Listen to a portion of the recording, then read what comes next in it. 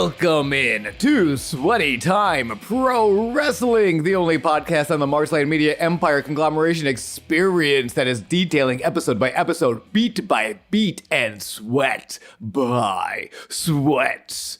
Lucha Underground, the wrestling television series brought to us by AAA as well as the El Rey Network. Meanwhile, this podcast is brought to you by your hosts, one of which is me. I am Sean. Hello, and with me is yet another host. It is James. What's up, James? Howdy, fellas. Ooh, ooh, ooh, ooh. Sean, Ooh. I was digging up through some stuff in the basement, and I found something that you might be interested in. I mean, I'm going to buy it for you anyway. It's like this weird Lucha comic that's more so, it's like more cartoony drawings, but it looks cool, and I'm going to grab it for you, baby, because Lucha is in comics. Mucha Lucha.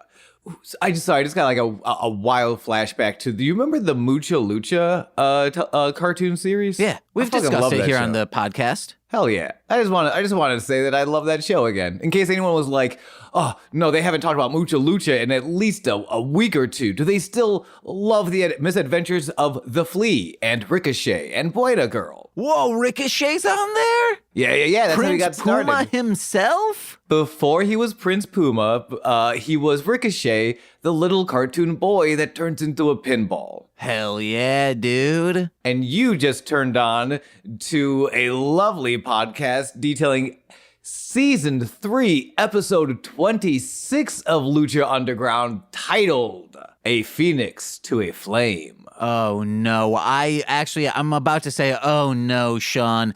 I don't have a lot of notes for this because the women in my house were very distracting last night while I was watching it.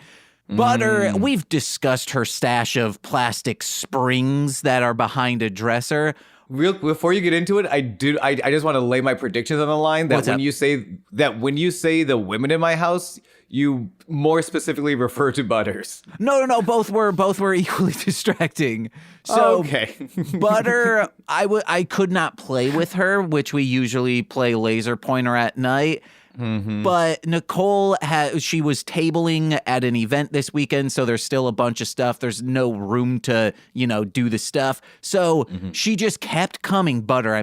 Kept coming out with a new spring, playing with it, then looking at me, going back, getting a new spring, playing with it, and I was like, God, you are so cute. And then so beautiful. Wow. Nicole was all like, be-do, be-do, be-do, be-do, be-do, be-do-dee-do-dee, do-dee. Inspect her gadgets. No, Nicole just... No. Nicole just kept discussing, talking out loud, especially during the scenes that there were subtitles on. I was like, Nicole, I gotta rewind this. We can't be having conversations right now. Meanwhile, she's trying to unwind from the convention and just be like, ooh, wow, convention energy. You gotta get some of this silliness off. And you're like, I'm locking into the misadventures of Drago and Aerostar and Fenix and the friendship. How will they ever survive? All of that included in today's episode. But I do before we get into that, I think I'd have to ask, when you started the little beat, did you realize you were doing an Inspector Gadget thing, or did that just kind of come out naturally? So it came out naturally last night while I was thinking of that note. And then I was like, oh, wait, no, I'm just doing Inspector Gadget. I'm not doing the type of sexy style thing. No, but now you've implanted in everyone's mind a sexy Inspector Gadget. And good luck going through your work week thinking about Inspector Gadget wearing the Inspector Gadget coat, but underneath are the fishnet stockings. So you're like, whoa, what's that inspector hiding? He's hiding a retractable dick, baby. Yeah, and we are not even hiding this episode. We're bringing it to you on the free feed because we love it so much and we love you. Thank you for being here today. Why would we be hiding a retractable dick? Technically, most penises, if you're a grower, it is retractable. I think retractable specifically means that it retracts within, which is a form of hiding. You can do. We discussed this on Pissmas. You push it in. You can push it in all the way, right? With some force. This is a theoretical science that has you cannot actually retract your penis. Theoretically, we could make this happen. We have the technology, but have we done that yet? No. We have too much money wrapped up in Dominator stocks. For Pissmas, one of the, I think it's day 0 is the clipping of the Pissmas mound. And that is pushing it in, then taking a chip clip, clipping it down. So then you're like, whoops, I can't pee. But actually peeing, I need to do this. I push that in, clip it, and then I start peeing and it's like, oh my God, I have a vagina now. Except these freaking balls are here. That's something you need to do. Can you, I don't know if I should say this. Well, you're the editor. I'm going to. You can make your testicles go up and down, right? By just like lifting them, like. Yeah, like doing little kegelies. Yeah. A like way to butthole just kegels. make Nicole just absolutely shut down is I go like, hey, Nicole. And she's like, what? And I go, I'm rising my testicles up and down. And she's like, no. She's like, why can they do that? I don't want to say anything for like a minute just in case you decide to edit this out. No, man, this is staying in. I said it because I was saying just like I have pants on saying this. I'm not saying I've gone up to Nicole and just like quickly gone like, hey, Nicole. And she's like, no. But maybe I have. That maybe. Like that, I think the statement is enough. The statement of I am rising my testicles up and down. It's powerful. It's powerful and it demands a powerful reaction. What I should do is mangina, show it from behind to Nicole and start moving them. Then they're going side to side, technically. Or you could just say hello when after a long day of like tabling at a convention or something. Well, this wouldn't be after tabling, you know? Okay, great. This is to wake her up in the morning. You would never do this. You would never like stand in the doorway a little farther away just in case she opens the door and there's a stranger behind her, so that when she walks in the apartment, she sees this. You would never prep this visual gala for the eyes. To be the first thing she sees when she walks in the door, you would never do that? No, because here's why. I've done it to someone in high school and I regret it so much. So I would not do that to someone else, even someone that I've spent most of a dozen years hanging out with every day. Wow, James, that's beautiful. Both to see your growth as a person from high school to today, and the consideration you keep. It's that Kevin Smith quote of like, after all these years. Do you know the one I'm talking about? I mean, you could keep going and then I might know it. There's this Kevin Smith one time released a tweet that I'm sure he loves people bringing up some 10 odd years later. About like, man, I'm still so horny for my wife. It's fucking crazy. Like every time we do, like, I don't remember the actual words, but basically like in very crass language, talking about how him being with his wife is like the first day they were together. Yeah. You're kind of like that, but minus the crass language and just being like, like I'm still like you're still, you know what it is? It's just still trying. Yeah. That's me and my single brain kind of like, oh, that's just you show up every day. Yeah. Which is what you need to do. You think I work out for me? No, it's for her. 1, so I'm visually appealing, and 2, I last longer. I.e., in life, not in like the bedroom. No. I don't got to worry about that. I got clipped, baby. Not chip clipped. You know. No, that's for Pissmas. A vasectomy is not that. You can get a vasectomy. It does not count as your chip clipping of the pee-pee while pushing it inside during Pissmas. And if this is your first episode and you're like, what is Pissmas? Head over to a different podcast feed and find out. Yeah, that would be the mostly speaking Sentai feed, right? Yeah, unless you're listening on YouTube, you could go to our channel, and I believe I have a playlist of just the Pissmas episodes.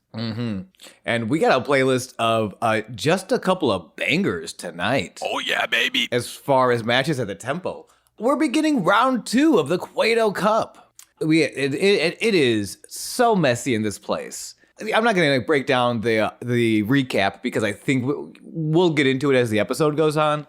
But I love when the recap is just like, this is messy. Everyone has the most drama in the world. This is like your favorite episode of Pretty Little Liars, but with chair shots and blood. Because I was about to say, well, the Fénix thing is just them fighting over a woman, but then it's like, no, one of them's trying to kidnap her, and Yeah, we straight up saw his Goon cave, and he all but very explicitly all but shown this character Marty the Moth jerking off to a picture of. Just like these scrawled ransom note ass pictures pasted to his wall. Yeah. You think they stick there because of the cummies? You think he comes on the back of the picture and then sticks it to the wall? No, no. You're shaking your head no. He's using very toxic glue, and that's kind of why he is the way he is. That's why he's so toxic, because the glue is toxic. The toxicity of the glue rubs off on him. No, I'm saying the fumes are making him go wild and crazy. Yeah, and toxic. Okay, I guess.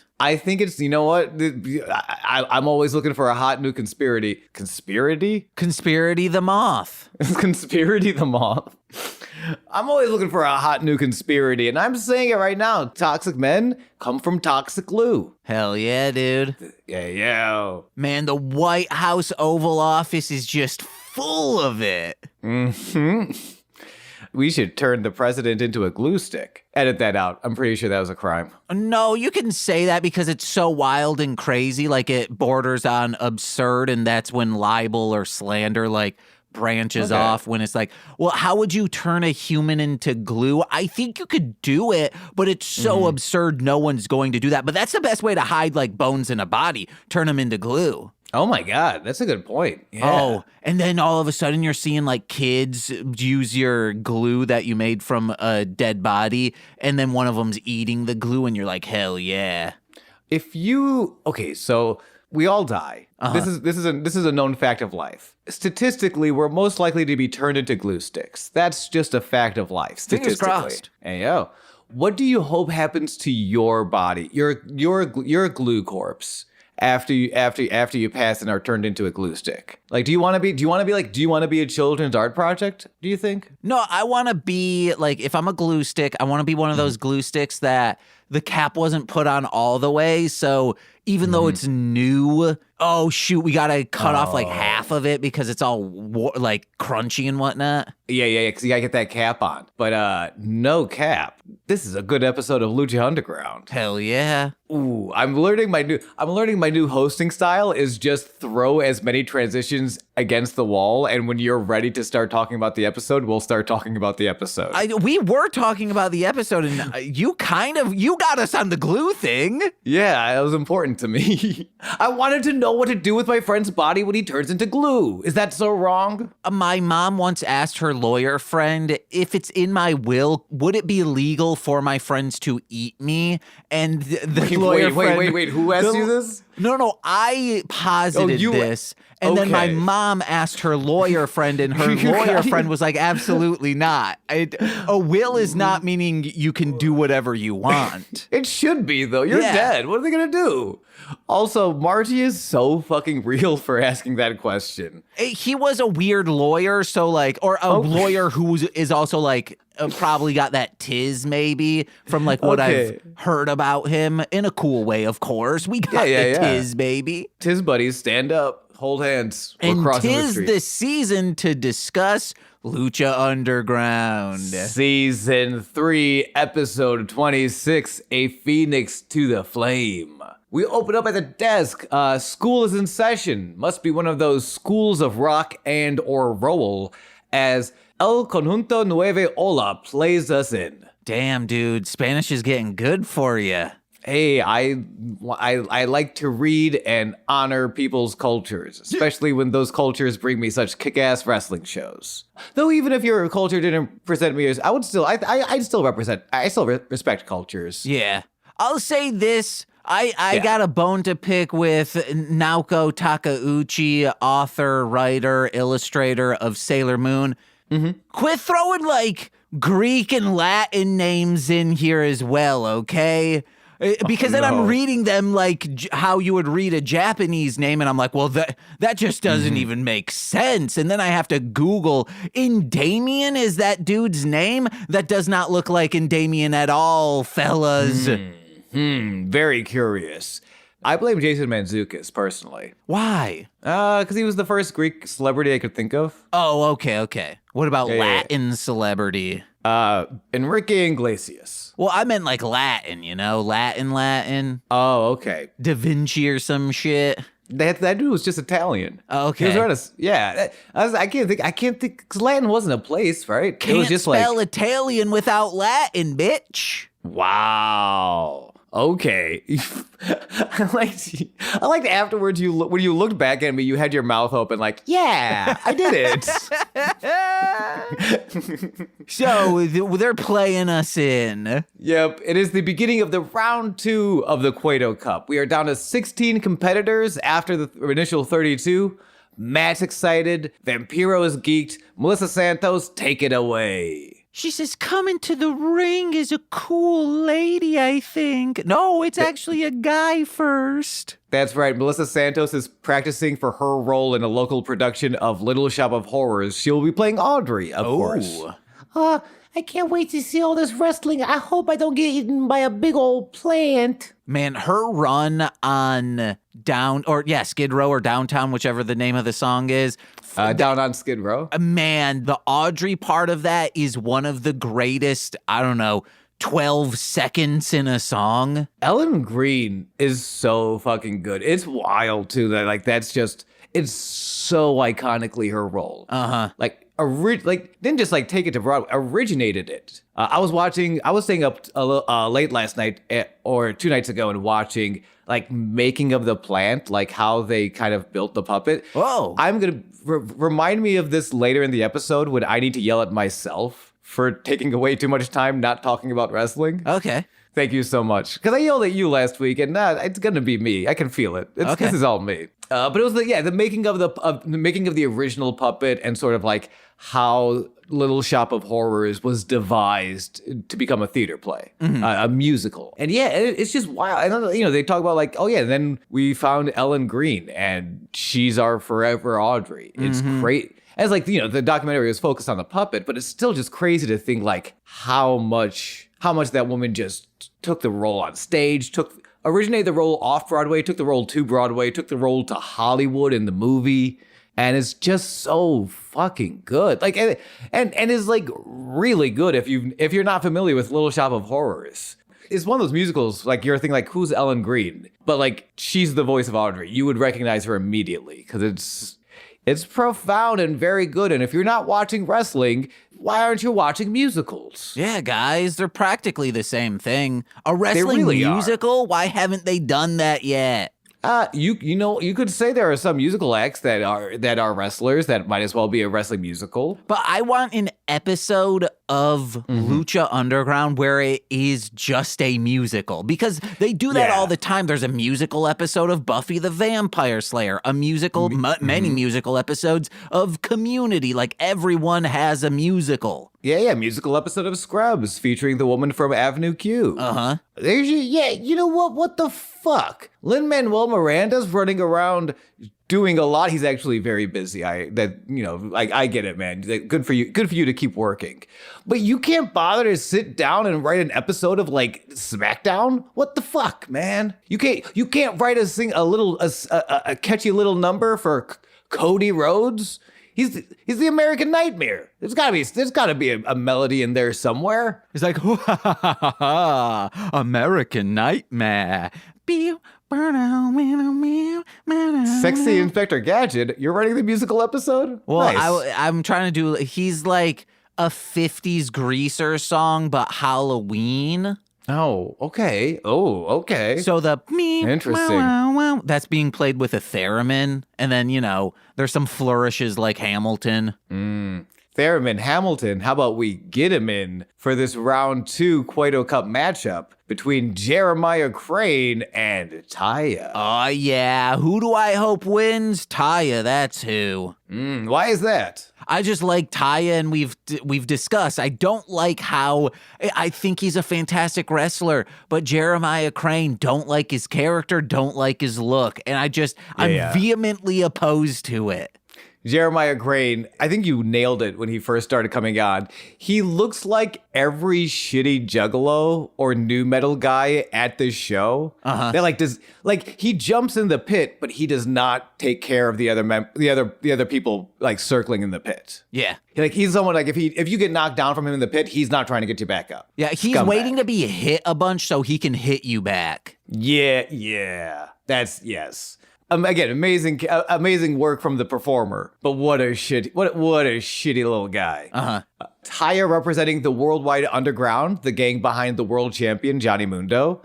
Jeremiah representing guys cheating on their girlfriend with millennia-old mystical babes. But are they even together? Because Ivelisse has been out of it for so long, I don't think she's a part of it anymore. I don't, but they do. Matt Stryker mentions that he's with Ivelisse. Okay. And I think because we didn't see a breakup scene between them, we have to assume that they're together. Okay. Although, to the credit of like Jeremiah's character, he does seem like the kind of guy to be like, yeah, we're not seeing each other anymore. No, we didn't have a breakup conversation, but I'm sure she gets it. I stopped contacting her like 3 weeks ago. I bet she gets the idea. Like the lady in Star Trek Lower Decks. Okay, I don't know the reference. I just wanted to make sure all the guys and girls out there listening know ghosting is not breaking up with someone. Have the conversation, you cowards. Literal, but what about ghosting? Like that? Oh, like you die? Yeah, and then you become a ghost. Do you have to have that talk of like, yeah, I still am in this corporeal form, Casper style? It does that, but are you like, well, I'm just going to fuck all these ghosts out here? Or do you have to say, well, we're broken up? So, you know what? Normally I would have said like, no, like that's kind of strange. But Patrick Swayze kind of raised the bar for all of us. So like if Patrick Swayze can get turned into a ghost and be the most romantic pottery enthusiast ever, yeah, you can send a text, bud. Okay. Yeah, you can leave a foggy message in a mirror there, bud. If Patrick Swayze can inhabit Whoopi Goldberg to say goodbye to... Fuck, watch Ghosts, guys. It's a very good movie. I've never seen it. It's not, you know what, it's been a long time, so I don't remember how good it is, but I remember liking it. All right. At the very least, it will rise your deceased game. Like if you're worried about showing up every day as a ghost, watch Ghost. Okay. It's a good little, yeah. But nice. you gotta know I'll be looking at other people naked when they're showering. Oh yeah, well, you know, wait, as you're a ghost, you're gonna be looking at, okay, yeah. I feel like, yeah, you actually just might haunt a bathroom mirror, I feel like. Oh, dang, mirror on the wall. Who can raise up and down his balls? That's good stuff. That's good stuff. Craig Euler's like, whoa, he called him back. The bell rings. Also, I like that because I like Taya too, and I like her reaction here. I think we've talked a little bit about this. I don't think we've made this direct comparison that Taya and Johnny have a sort of China Triple H situation going, which I can explain a little further. You know who China and Triple H are, yeah. I imagine? Yeah. Attitude Era wrestlers, Triple H, of course, now like sort of in charge of everything. China has passed since. But there was a very interesting, during the Attitude Era, like China and Triple H were teamed up together. And there's this interesting phenomenon where Triple H was a bad guy and China was his manager. So they would walk out and they get booed at people. And China was this, despised because Triple H was such a little shit. And so was she with him. But when she would come out on her own, like when she would have single matches and like wrestle for the Intercontinental title, she was a huge babyface. Mm-hmm. Like her crowd reaction, she got so many like fan favorite pops that it's just like, so like she was like one show, because she would come out multiple times in a show. She was a big draw at the time. You would get like, boo, China, why would you do this? And then like 15 minutes later, yeah, let's go China. And Taya's getting that same thing.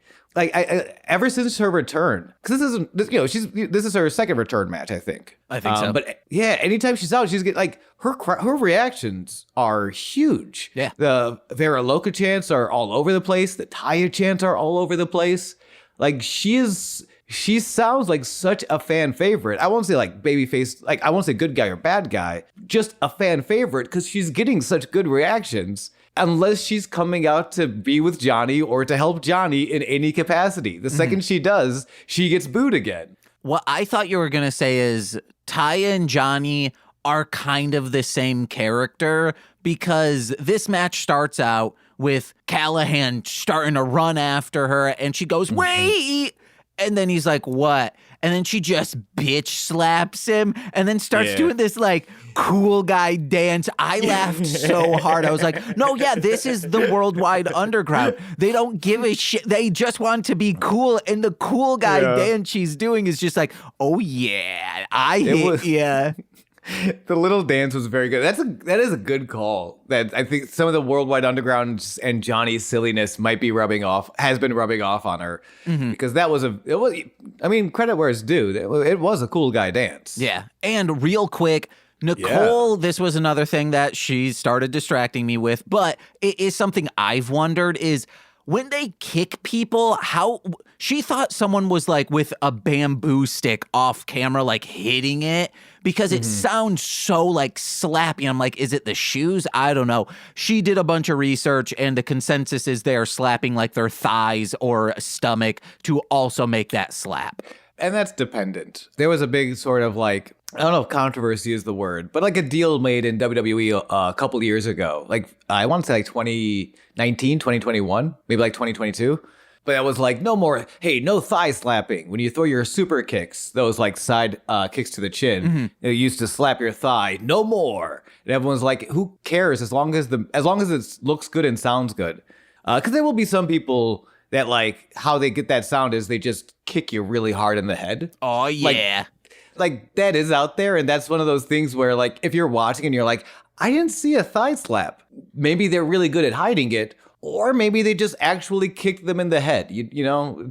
That's why you got to keep a chip clip around, push that head down. Wait, okay. Now, I'm proud of you for that, James. I'm proud of you for that. Euler's like, he did another callback. Oh, he's all over the ice.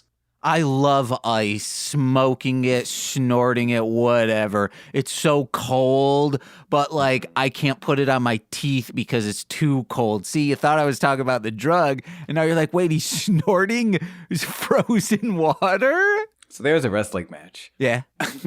Taya's doing her little dance after the slap. Crane sees this, counters the dance with a front kick to the jaw. Ow. Taya rolls out of the ring. Crane decapitates her with his low suicida elbow dive to the outside. Like, as soon as Taya, and I love, it's an interesting story. I'm really glad you brought that up, that Taya is doing, like, opens with this silly little thing. And to be fair, has been a little more cheeky in the way she cheats and the way she sort of deceives her way through matches. You can't really do that with Sami Callihan, a.k.a. Jeremiah Crane. He will kick you in the head and then decapitate your face off of your body. No, I need that face. I know. But that becomes the story. Like Taya, this entire match has to like fight for it. And she does. Like, it's a nice reminder that as evil as Taya's been and as wacky as the Worldwide Underground is, remember how stoked we were to see Taya be this ass kicker in Lucha Underground? That's still here. Like the fight on the outside, Crane tries to get her in a powerbomb. She escapes to the barricade, fights him off before throwing that cross body back down to the floor. Like the high impact, exciting moves are still there. And then when she throws him in, and it's just, hey, I haven't hurt you enough to go for the pinfall yet. You're still running around. That's like, I need to kind of put you down. She just ground and pounds him. She puts him in the ring, and then the follow-up move is just, I'm going to sit on your chest and punch you in the head until you bleed. Like, it's really cool. It's cool to see this Taya back. This is like why the Temple in 2016 are chanting Taya and Vera Loca. Like, why she is a fan favorite, even if she's not a babyface. Like, it's cool to see her kick fucking ass. And I think Crane is a great matchup to bring that out of her. Mm-hmm. I would have loved it. This would be very cheeky, is if she came in with like a life-size doll. It doesn't need to be a blow-up doll. It could just be like a doll, but it's like a printout of Katrina's face on it, and like Taya's just like, I'm kissing your girlfriend. That is so petty. I love it. Book it yesterday. Do you think, interesting question. So yeah, we talked a little bit about Jeremiah Crane, that weird history and his basically this unrequited passion for Katrina. Do you think, because Matt Stryker doesn't know, he's like I said before, he sort of puts over that he's seeing Ivelisse, doesn't mention Katrina. Yeah. Do you think other people in the temple know that Jeremiah Crane has the hots for this millennia-old witch? I think Dario knows because he's like, oh yeah, he didn't close the door after grabbing that thing that he's like, oh, I stashed this here when I was a kid. So he probably knows, which means JR probably knows, and then JR? Jim Ross? No, Ryan. Oh, okay, great. Yeah. Well, Jim Ross is just running around backstage. There's nobody mentions it. Nobody says anything. He's just like, wow, bagar, luchadors. I don't have a great JR, I'll be honest. No, yeah, it's very good. I like it. Oh, thank you so much. Vinny Massaro for sure knows. Vinny Massaro definitely knows. Vinny Massaro knows way more than he's letting on. Yeah, because he's just around everywhere, like whatever, doing whatever. You know what? Conspiracy. Not a conspiracy. You know what? Yeah, because conspiracy theorists have ruined conspiracies. They're no longer fun because you all had to be a bunch of weird fascists about it. But conspiracy, ready for this one? Councilman Delgado, the sort of powerful politician played by Lorenzo Lamas, that wasn't the real Councilman Delgado. Oh. That was a body double, a fake for the assassins. And the real Councilman Delgado, maybe more sound like Councilman Massaro. Vinny Massaro is the real councilman. He's been orchestrating this the entire time. Also, he's into drama and pettiness, so he's just kind of following the Katrina Jeremiah Crane stuff for personal amusement. But he's following it. We do have to say, Vinny Massaro is the real figurehead of what was happening with that gauntlet, but he was never elected as Vinny Massaro, so he can't be Councilman Delgado. He's just whatever else Delgado is doing. That's what Vinny Massaro really is. I was gonna say no. He bought a Senate seat. I almost said Buffalo. The Chicago politician that tried to sell Chicago's Senate seat after Barack Obama was elected president. I don't remember, but he got pardoned, right? Blagojevich? Yeah, I think what's his nuts pardoned him. I think so. Hey, fuck that guy. Yeah. I think this is the time to do crime. You could get pardoned real easy as long as you say oh man, I'm wearing this red hat. Come on, man. Hey, speaking of crimes, it'd be a crime if we didn't get to the end of this match. Oh no. It's real good. It gets real nasty. Out of the corner. It's Crane with the advantage because he is setting the tone of this very Smash Mouth match. So it's Crane setting the tone of his Smash Mouth style, and Taya sort of meeting the challenge. Out of the corner, Taya counters an Alabama slam by spiking Crane on his head with a Canadian destroyer. That's when she's she got the leg scissors wrapped around his head from behind, and then just flips and pile drives him directly onto the skull. Mm-hmm. Oh boy, it was good stuff. Pulls Crane to the corner, climbs the turnbuckle. Taya then begins to spam every taunt she knows. It was very funny. Just literally every taunt of yeah. All the taunts as she climbs the turnbuckle. And Sexy Star, who was cheated out of advancing in the tournament when Taya interfered in Sexy's first round match, she walks down by ringside just to say hello. Certainly not here to cause a distraction if she does distract her rival Taya. Whoopsies. By the way, Crane does capitalize on this distraction. Cheeky Nando's kick to the buckle bomb. Taya gets a desperation jackknife pin for 2, but she is hurt. She was distracted by Sexy Star. she got kicked to hell and then buckle bombed by Crane. It is a matter of it's really just a matter of the final touches before Crane hits a cranial contusion to pin and advance in the tournament 6 minutes and 24 seconds. And he just does one taunt, which is the up taunt for Kirby. He goes, "Hi." It's really cute, guys. You should watch just that part of this for real thing that happened. Or just watch the compilation videos of King D. It's not a down taunt, it's technically his duck. But when he lays on the side and he puts he like pops his head on his arm, he's like, "Hello, ladies." Yeah. That's also a good thing from Smash Brothers games. And read the manga for Kirby, when they do Beauty and the Beast and, Kirby's the beauty and DDD's the beast. Yeah, I buy that. A little bit of Snow White situation in the ring after the match. Crane leaves, Sexy Star enters the ring like Prince Charming to check on her Snow White, which is Taya. Make sure she's okay, tries to wake her up a little bit. Eventually Taya does rouse. Turns out Sexy Star only wanted to wake Taya up so she could knock her ass back out with the brass knuckles. The same brass knuckles that Taya used to cheat Sexy Star out of advancing in the tournament. Taya gets cracked in the head. Looks like this rivalry just may continue. Guys, screw Pentagon Dark. We got Sexy Star Dark. Yeah. She's a solid state drive, guys. But I don't know what a state drive is. Oh, okay. Solid Great. state drive, Sexy Star Dark. Yeah.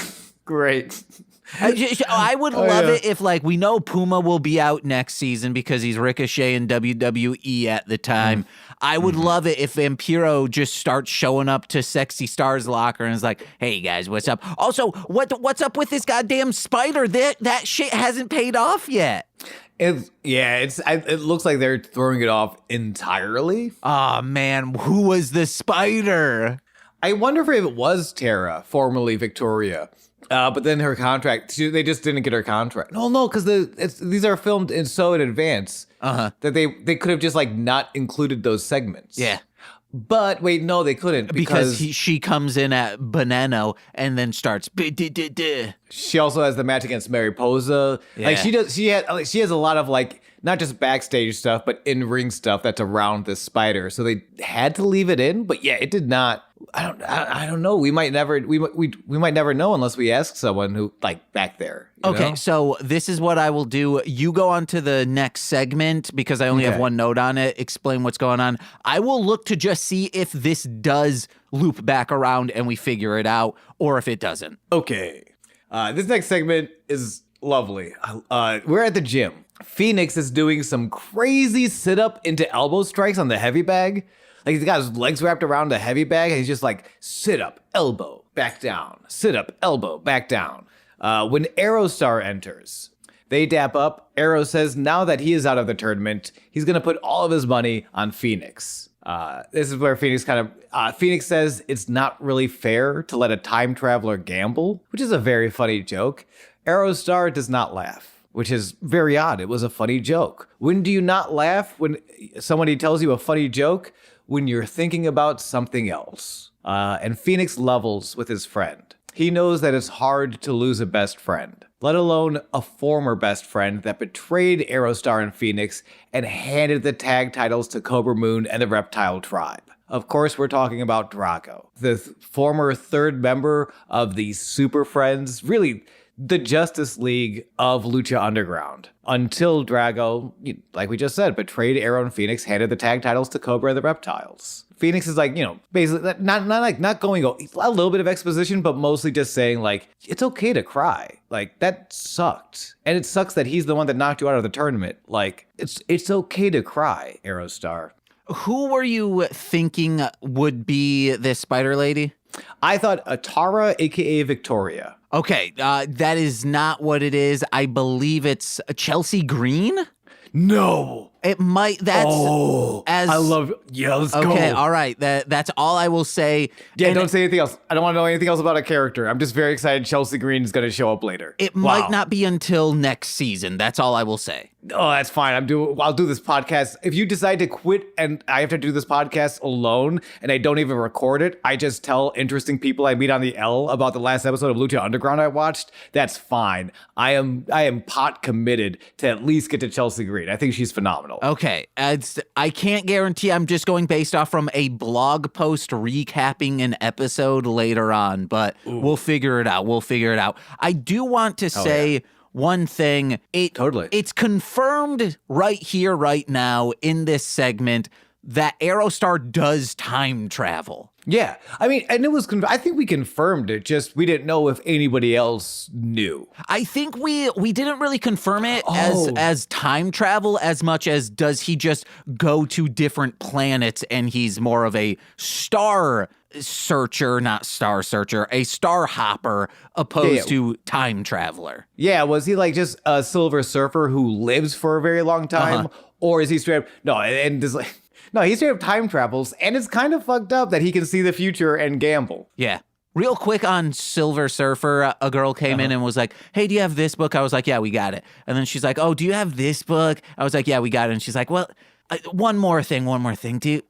She was probably like 16, 15 maybe. And she's like, there's a Silver Surfer book that I don't, like, I forget the artist who does it. And I didn't want to say like, oh, is it the Silver Surfer done by the Madman guy, the comic book Madman? And I was not a crazy person. No, not a crazy person. The dude does very great art. I love it. And I was going to say that because that's the only Silver Surfer I want to read. So I was like, oh, is it this one? Is it this one? I was like, well, we have a sales section. Maybe it's in there. I was like, oh, here it is. And it's the Madman one. And I pull it out and she's like, yeah, that's the one. I was like, hell yeah, dude. Nice. I should have been like, hey, do you want recommendations? Because your tastes and my taste, I think, are the same. Hell yeah. That's, go to your, that's why it's so important to support your local comic stores. I thought I was going to make a joke, but no, this is true. Go support your local comic shops, your local game shops for that matter. Support local stores. Those are the people that are going to take the time and maybe even have like a similar taste. Or if they don't, and they're a good store, they'll be like, hey, we don't have the same taste, but I kind of see where you're going. I'm not going to tell you what to read, but I can make some recommendations. Yeah. And then, if they're a really good employee, they'll listen to you when you're like, not that one so much. And then they're like, oh, okay, now I have a better understanding and can make more informed recommendations. Yeah. Is the difference between a really good local store and getting mansplained by Amazon.com of what you should be reading? Or, man, my least favorite customers are customers who are like, you don't know everything about 70s Marvel. And it's like, yeah, I'm not supposed to. You want to know who does know that? The owner and Craig. Those two know, or Craig knows more DC stuff from that era. But me, I know kids comics, I know weird indie comics, and I know Batman. Because you don't want everyone to just know the mainstream stuff. You need people with the niches, so then people who like niche things can also be serviced. So it's good to have a well-rounded goddamn comic book store. 100%. On both of those things. So important to have a well-rounded anything. I'm a firm believer in just like, I think my favorite virtue is balance. Something that ever since I started, hey, a little bit about me. When I started going to therapy, that was like my number one struggle, was sort of like balancing stuff. I really thought you were going to say, a little bit about me. When I started doing comedy, I knew I needed to be well-rounded in my humor. No, I don't give a fuck about that. Because that's your real therapy, man. No, it's not. Real therapy is therapy. Stop going to open mics and calling it your therapy. Just go to a therapist, you fucking cowards. But yeah, I think in all things, balance is such a good trait. Really, only good comes from a well-balanced breakfast. And speaking of being well-balanced, when you have psychedelics and the psychomancy of evil all in one match, that's a well-balanced breakfast. Are you transitioning to the next match? Yeah. Oh, I'm not there yet. Oh, shit. Sorry. No, but we have to. Amazing transition. Thank you. I'll figure out another one. You go with the rest of this, and then I'll transition us into the match. Okay, sounds great. Fenix still believes in Drago. That's the second half of this. Fenix is telling Arrow that sucks, and it's okay, which is that's a good friend thing to do. Especially with boys, we don't, we're taught to kind of be hard and tough, but like being able to go up to your boy and just be like, hey, it's okay to cry right now. Huge. Nah, man, that's pussy shit. Stay hard and tough, dick, muscles, mind, hard, tough. Hey, James. What's up? It's okay to cry right now. Oh my just fucking one? God, dude. I stubbed my toe like 20 times during the recording. Aw, James, shut the fuck up. We got more notes. And speaking of being able to cry, when you're on psychedelics, sometimes you cry. And if you wake up and you're in hell, you're going to be crying. Or if you wake up and you're under a bunch of building rubble, you'll start crying. Amazing. I'm still not done yet. Dang it. But, those are two really solid transitions. Fenix still believes in Drago. That's the second half. That he still believes Drago left the reptile tribe once before. He'll do it again. Arrow is not so sure. And he says this fucking gem of a line, which is heartbreaking. Aerostar says, optimism is not always easy for a man who has seen the future. Oh. Let that sink in. In today's time and climate and the shit we have to do just to wake up the next morning, optimism is not always easy for the man who has seen the future. Stay informed. Stay up to date. Don't stop fighting. And it's okay to cry, because optimism is not always easy for a man who has seen the future. James, is it clear that I'm getting this shit tattooed to my lower back today? Dang. I love this quote. Sean, I would recommend against that. I think you could spend that money on better stuff, unless it's a free tattoo. I don't know. Well, it's a lot of, you can say that in retrospect because you, much like Aerostar, sees into the future. Uh-huh. And a better way to see into the future is to be on some psychedelics or maybe get thrown into hell and back. Yeah. All right. I am now ready to talk about the greatest wrestling match in the history of time and space. Guys, wait, I'm jumping ahead. Never mind. Go ahead. You go. Take No, your time. You go.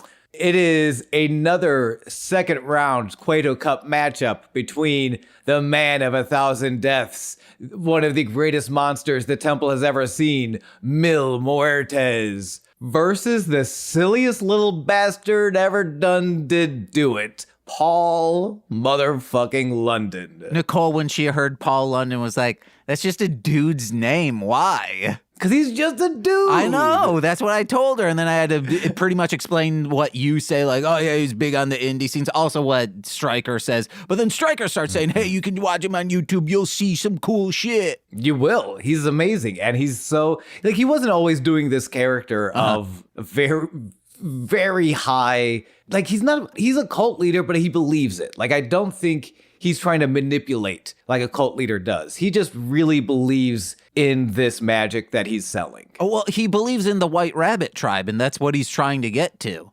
Absolutely. Yeah, I think my first note is Paul's the coolest.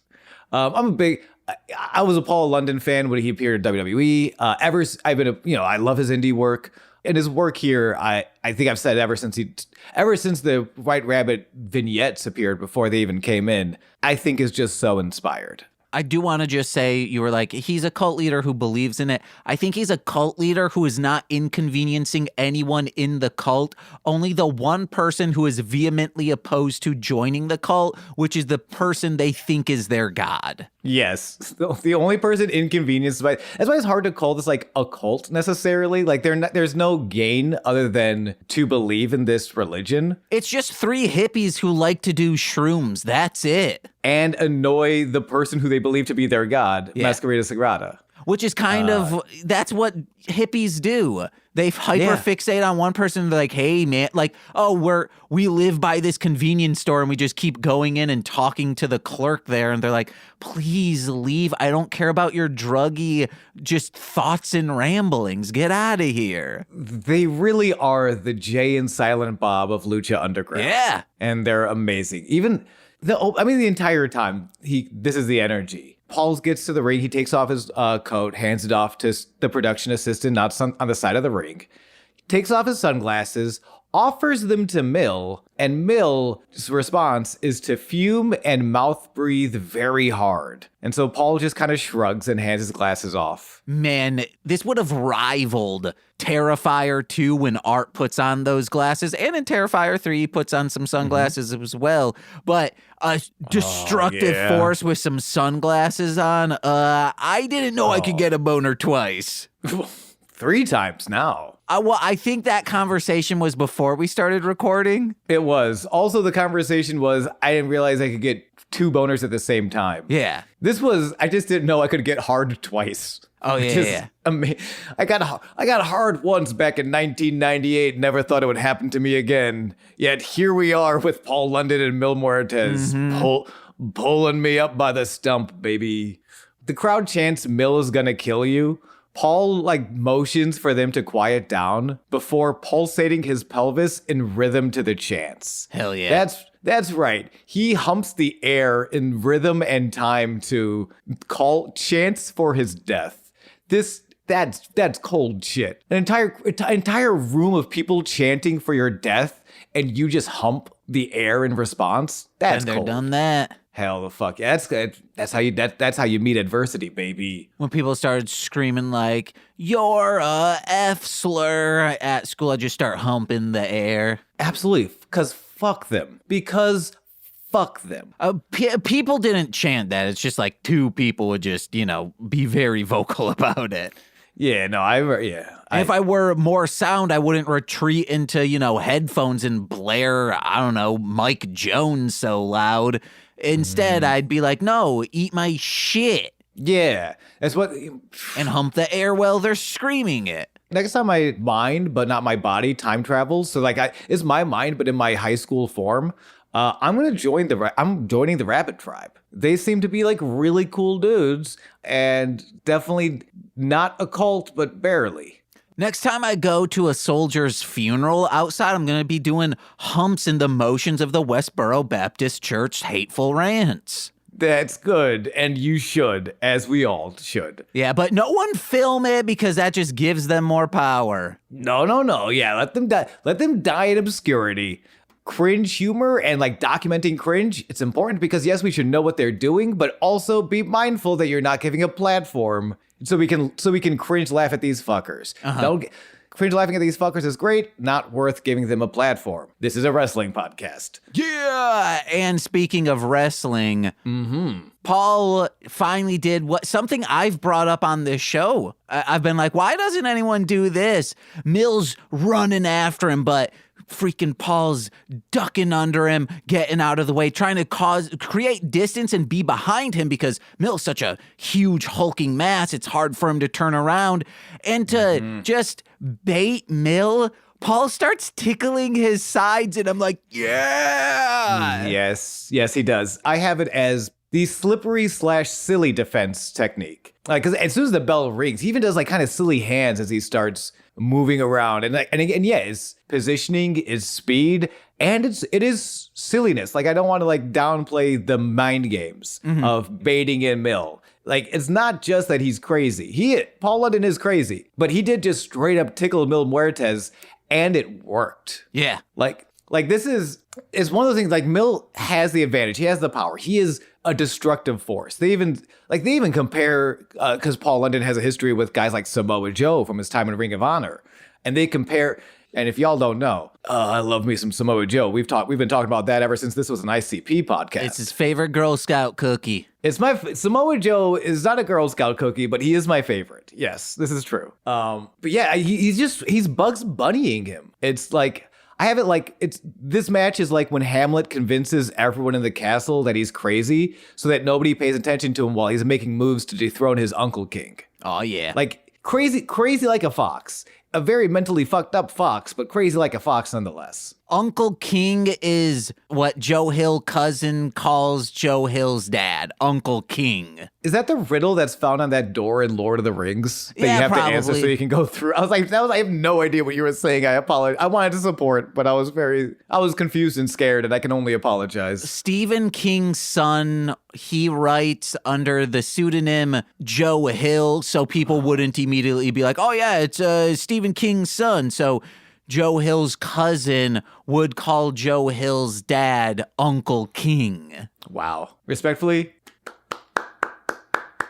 that was actually that was so very good. Just like this match, which, so we kind of laid out like this story of the match, how it progresses. It is Mill chasing this wily veteran. And they do put over that like Paul London has experience with both larger opponents and getting his ass kicked. Like if anyone was kind of prepared for this, Paul might not have experience in the temple, but he has so much experience in wrestling. He may be able to pull this off. Because I feel like normally when I hear this, like, is slippery and evasion versus a powerhouse, and like he's using techniques like tickling to like sort of trick his way behind into an advantageous position. Mm-hmm.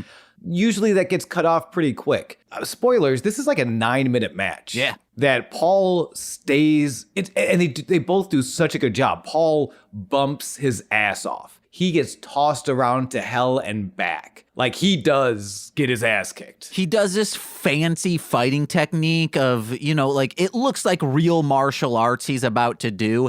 And it looks like he's about to do a Hadouken to him, to Mill. And Mill doesn't even wait for him to, like, fully extend his arms back to, like, harness that energy. Mill just, like, clotheslines him immediately. He's like, no, I'm not playing around with you. He trucks him and Paul crumbles. It is Paul sells beautifully this entire match.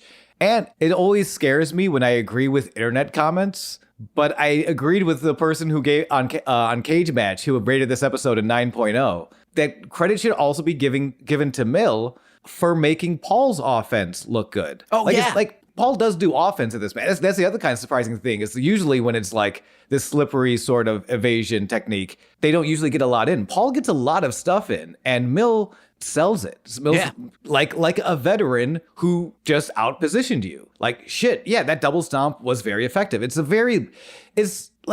not back and forth in the traditional sense. Like, it's mostly Mill and then Paul getting glimpses of hope. Yeah. Which I think is totally valid. Mill is super powerful. Mill is a former world champion in Lucha Underground. He is this like destructive, monstrous force.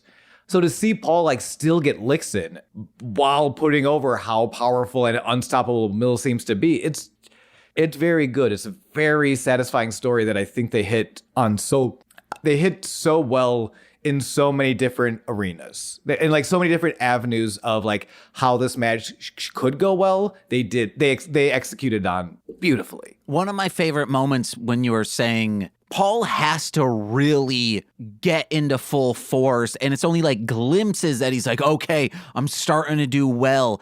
Mill's just wrecking his shit and Paul's in like one of the corners. He's like staggering to get up, and this felt very like anime-esque because Mill just starts walking over towards him, starting to like pick up some speed, and just out of nowhere he's hunched over Paul and he just does this spin wheel kick and just slaps with his legs Mill right in the face, and Mill like topples down. I'm like, where did it felt like you need to rewind it and be like, wait, how the fuck did that happen? It was so good. It was so effortlessly, but like clearly he had to put in effort story-wise to just muster this, or he's like, oh, I will be done if I don't. I loved it so much. But what I loved the most is when Paul eventually like they're outside of the ring. Real quick, because I was about to say the same thing. So please hold on to that because I love that. And I'm so glad I just want to jump in that I'm so glad you said anime. Because I think this whole, that wheel kick out of the corner and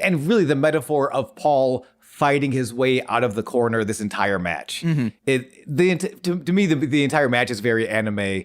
I think specifically and I'll say in wrestling, but I think in general media, one of the differences, again, and this is general. This is kind of like a wide generalization in Japanese storytelling, is that there is more emphasis on the struggle. You don't as often get the Superman show up to the scene, bullets bounce off of me, I wreck shop, I'm the hero. We do want to see our heroes lose in the first act and lose in the second act even, so that they can come back stronger in the third act. Yeah. We like that struggle. We like seeing that, you're barely standing on spaghetti legs. I'm going to throw one last Hadouken, and I'm going to put everything I have into it. The only time we don't like it is when it's like across like 6 episodes of a struggle. But you know what? When I was younger, coming home watching Toonami, I still loved that shit. I didn't care. Yeah. I could watch Planet Namek blow up for a whole 2 weeks if the fight's good. But for me, the anime, like the real anime moment, was the thing I cut you off. I think that was such an anime moment. If you want to go back into after Paul baits Mill to the outside. Well, you start saying it because there's only one, like the end of what this part is, because I don't remember the lead up to it. Okay, yeah. So I'm trying to remember the actual lead up. I think it is just Paul baiting, because it's a lot of counter wrestling from Paul. Paul can't really close the distance with Mill, because as soon as he does, Mill is going to slam his ass to the ground. He needs Mill to charge at him so that he can counter something, which is how Paul gets Mill to fall to the outside of the ring. Or no, I'm sorry, he doesn't fall. Paul rolls to the outside of the ring. He has to escape. He's trying to create distance. Mill follows him, and Paul has created enough distance, given himself enough time so that when Mill lands outside, bam, super kick to the face. And then, bam, another super kick to the face. And another, and another, and another. And the entire time, it's 8 super kicks total. Also known as like a sweet chin music. There's just a hard side thrust kick that he keeps doing so much that he's driving Mill like around the ring. He's hitting so many super kicks. Mill is trying to walk back away from off of him, and he just keeps following him up. 8 times. So many times that the 2 other members of the Rabbit Tribe, Malasuerte and Saltador, also silly bastards, do their thing where they just kind of enter the ring crisscross. This time they high-five the referee and then leave. They don't do anything. They just distract the referee to sort of like cut the count and just, create chaos for the sake of chaos.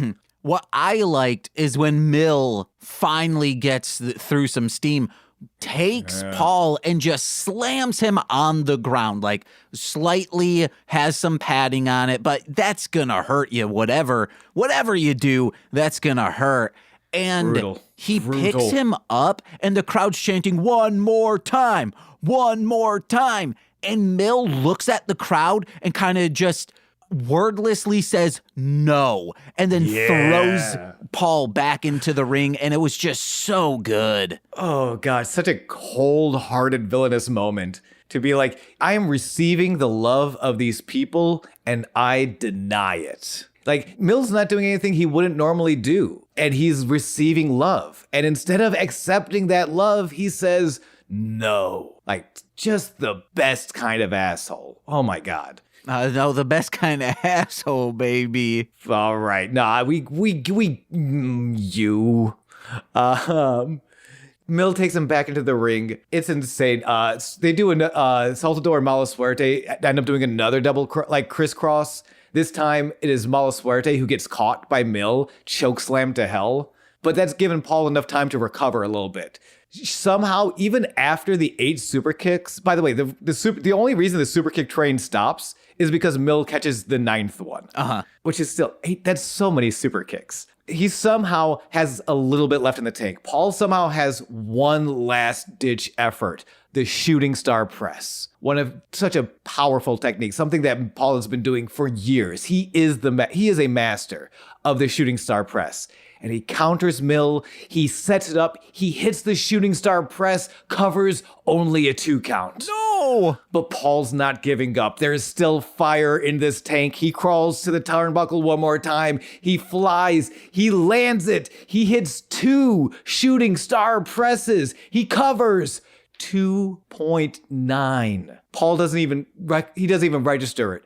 He gets up, he starts cheering and celebrating for himself. The referee has to stop him and be like, bro, I'm sorry, he kicked out. He kicked out of 2 shooting star presses. Mill recovers, big right hook, spear, flatliner. Mill finally wins the match in 9 minutes and 31 seconds. Man, I was hoping that it wouldn't be, I was hoping, but then I saw like, oh, of course, like, Callahan and Mill will be going up against each other in the next round. That makes sense, of course.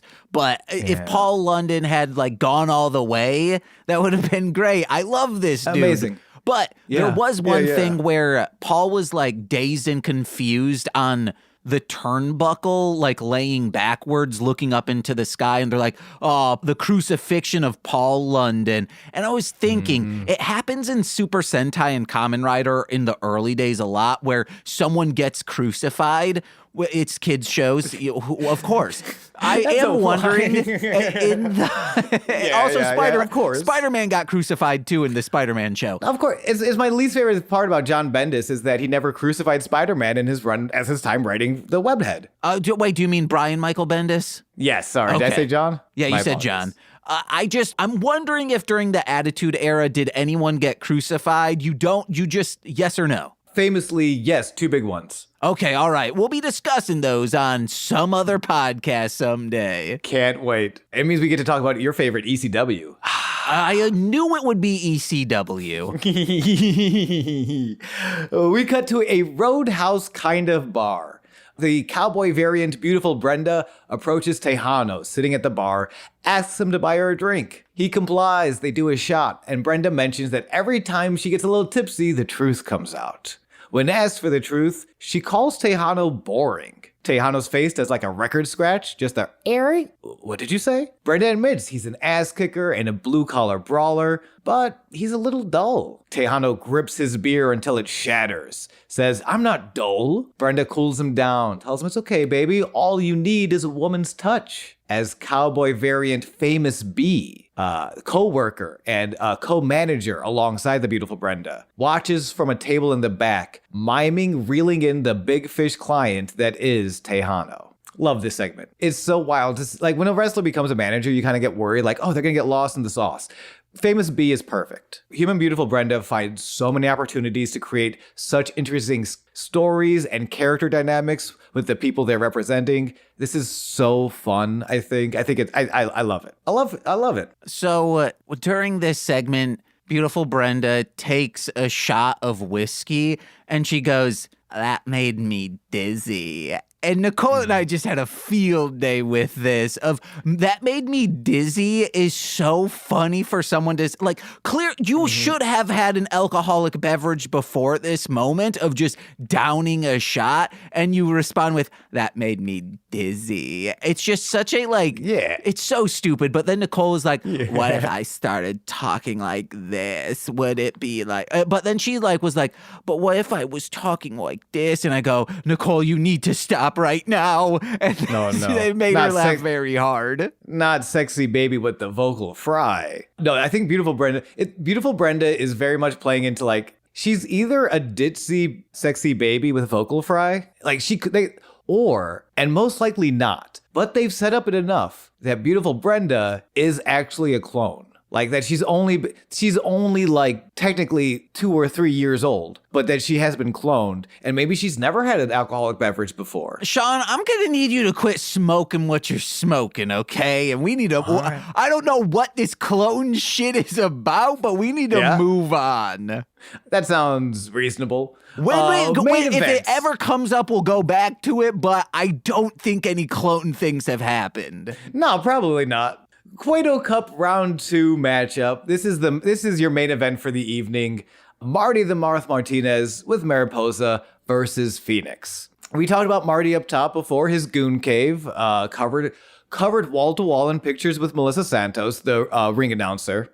I don't know if we mentioned, but they also set up this sort of, basically Melissa has a big old crush on Fenix. Like, I don't think they're not dating quite yet. Fenix has just kind of been a cool guy, but like Melissa, it is so like, oh my God, hi, how you? What's going on? Do you like to eat food? We should do that sometime together if you want. I don't know, maybe. It's very cute, you know. It's a very sweet little crush situation they have on each other, and then made so much more uncomfortable with Marty in the background creeping like a creeper does. Real quick, I'm pretty sure, speaking on Goon caves, Eric Powell probably has one. Who is Eric Powell? The creator of the comic The Goon. Great. Do you think he has a Goon? Maybe he has a Goon cave that dedicated to his creation, and then he saw the rise of Goon culture and just got like, no, I have a Goon cave, but when I jerk off in it, I come. I promise, I come. No, this is he's not doing that in his Goon cave. Get out of here. All right, I'm so sorry. Marty's got a lunch in it. I'm kidding. Marty has a lunchbox. He has a lunchbox that says Aztec Pride, mimicking the t-shirt he wore when he first debuted. He still wears sometimes. Remind me to send you this picture after we finish recording. As the bell rings, Marty gives himself a crazy front wedgie. Like, I only got to see it because I paused it at a very opportune time. Are you still with me, James? Yeah. Okay, sorry. I couldn't tell. I thought you froze for a second. Oh, no. Sorry. I'm so silent and frozen. You were looking up that picture of Marty giving himself a front wedgie. I don't blame you. Oh, I mean, that's baked into my mind. I never need to look it up again. Oh, don't worry. I'll send you a picture. I'll send you a screenshot I took of that. Oh, I mean, on VLC, I went, I paused, went up to picture, video, take snapshot. It's there. Oh, beautiful. Beautiful. Speaking of beautiful, this match has a very interesting story because the front wedgie works. Like, Fenix sees that and is off put. And this opening exchange, it's weird because Fenix is so quick. His technique is so precise that rarely, especially in the opening moments of a match, rarely does he fall behind. Rarely is he not, at least in those first couple of moments, with advantage. But no, he falls a step behind the oddball powerhouse that is Marty the Moth Martinez. Whatever Fenix does, Marty is there a step ahead of him, unorthodox, and just strong as hell. So yeah, we see Fenix kind of get his shit kicked around for a little bit until Fenix baits Marty out of the ring, hard thump as Marty falls. Fenix goes on the run to dive, and we see the second advantage. So the first advantage is Marty being powerful and unorthodox, hard for Fenix to sort of nail down and keep up with. By the time he finally does, we see Marty's second advantage, Mariposa, outside the ring, tripping up Fenix on his way to run to the dive. That dang Moth family. Them dang Moths. They're uncomfortable and evil, but good at wrestling, unfortunately, for our hero. And it's Melissa on the outside trying to be unbiased, but that's your crush, you know?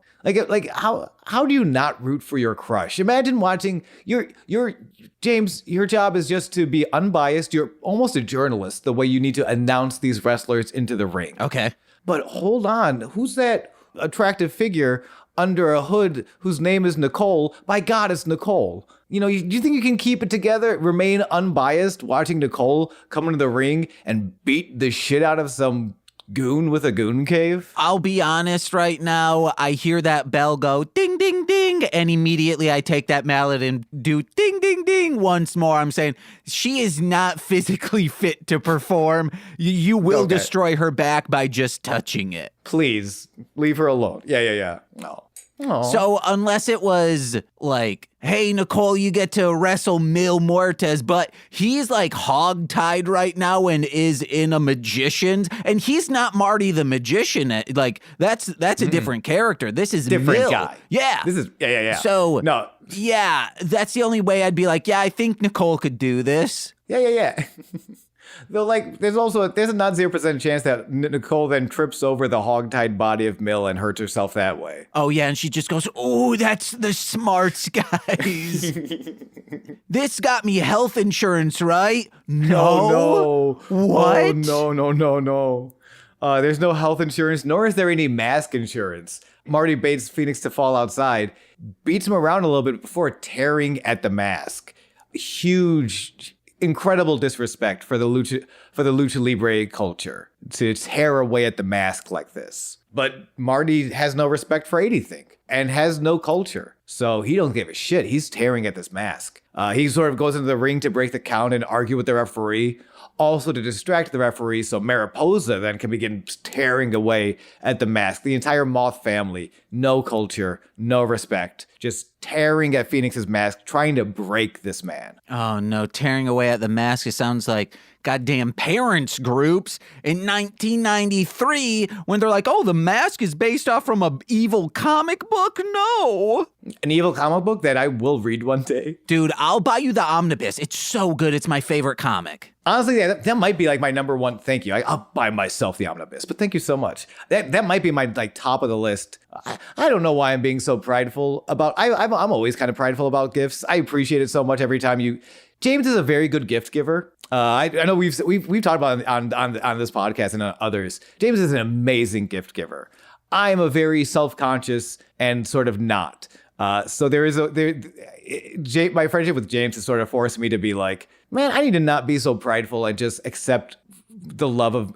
I need to not be Mil Muertes denying the love of the people who love me and just accept that and then reciprocate that naturally. Not like worry and pressure yourself into it, but just like accept the love and then it will be reciprocated organically. I need to trust that process more. Yeah, because I'm going to keep giving you gifts. And I'm going to keep on loving you.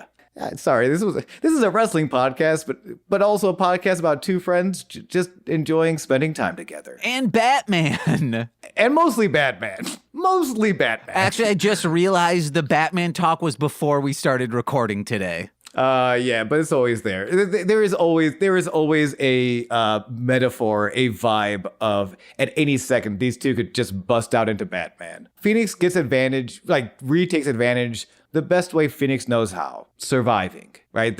It's not just a name. He is the bird of war. That if you kill him, he will only rise from the ashes and come back stronger.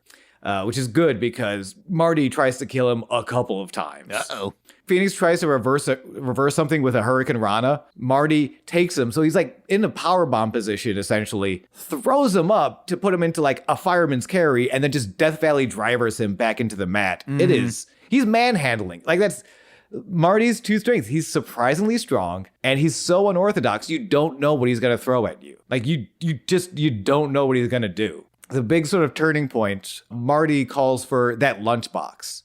Oh, that lunchbox, by the way, we skipped over. We're running a little late, but I do want to talk about at the beginning of the match. Before Melissa's making the announcements to Marty's opponent, he's already in the ring. He's got the lunchbox. He pulls out a sandwich. He takes a big old bite of the sandwich. And as Melissa says, and his opponent, before she can say his opponent's name, he shoves the sandwich into her mouth. Ugh, disgusting. Like an absolutely disgusting, non-consensual, real, just creepy fuck-ass bad vibes. Melissa, I love her reaction though. She spits it in his face and then and says the name of his opponent / her crush, Fenix. Woo!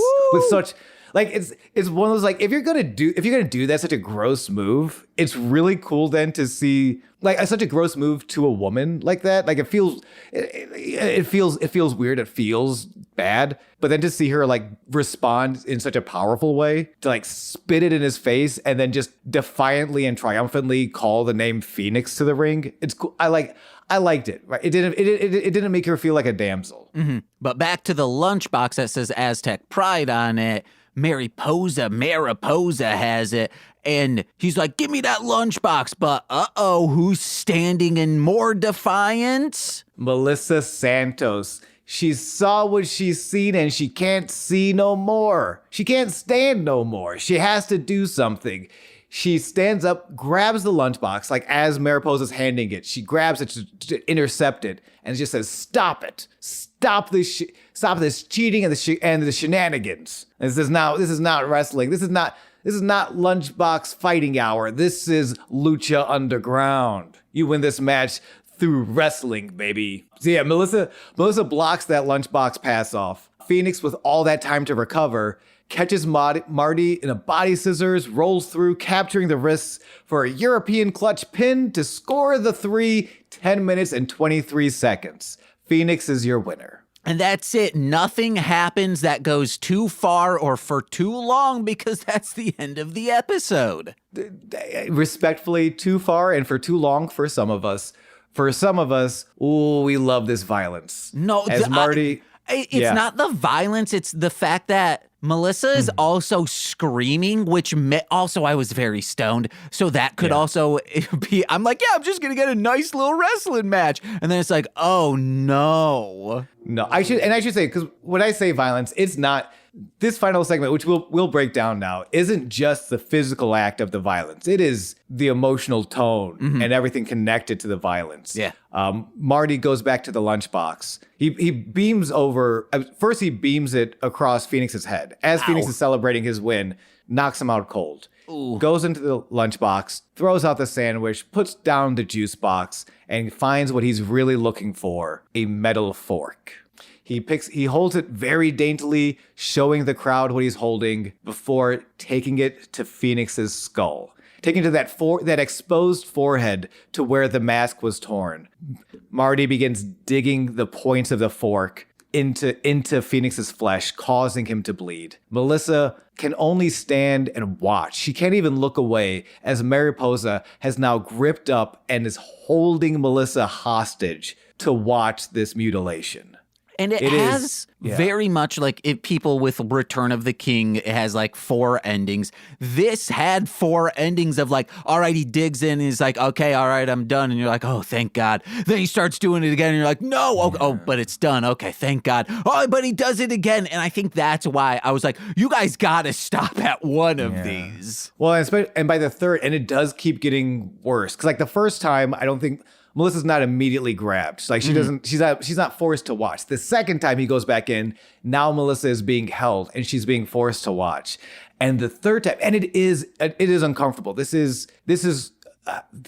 is a word in cinema for it. I'm only thinking of it in the theater sense, the theater of cruelty mentality of like, this is uncomfortable to watch. There is a reality and a truth to the situation, but this is purposefully almost unbearable to watch, especially the third time Melissa's being held. Marty is digging the fork into Fenix's head, and now Marty is confessing his love to Melissa. This is a wild way to tell your crush, hey baby, I'm into you, by stabbing her actual crush in the head with fucking a fork. And here's why I say it went on a little too long, because if you're stabbing so much for such a period of time that the audience member goes, wait, where's Aerostar? That's bad, because I'm like, wait, no, Aerostar would be out here at like the second stabbing, okay? He should be here to say like, hey, let's break this up, but he never shows up, and that is unrealistic.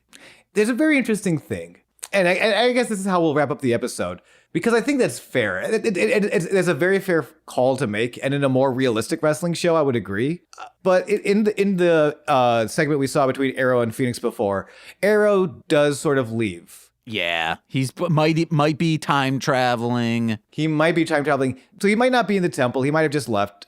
But he's not just a time traveler. He sees the future. Like we don't know how much he knows, like how much of the future can change, but he does see the future. He probably has some idea that this would happen, but there is something to, I don't know, this was a canon event, and Fenix gets more powerful. Here's the thing, Fenix gets more powerful the more he dies, the more he rises from the ashes.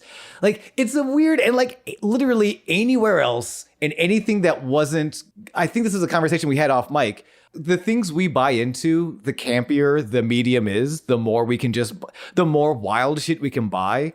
I can buy that Aerostar knows this is going to happen, is aware his friend will be stabbed in the ring tonight, and says he just kind of needs it. Like this is gonna make him more powerful. This will give him more fire to dig into as he moves forward in the tournament.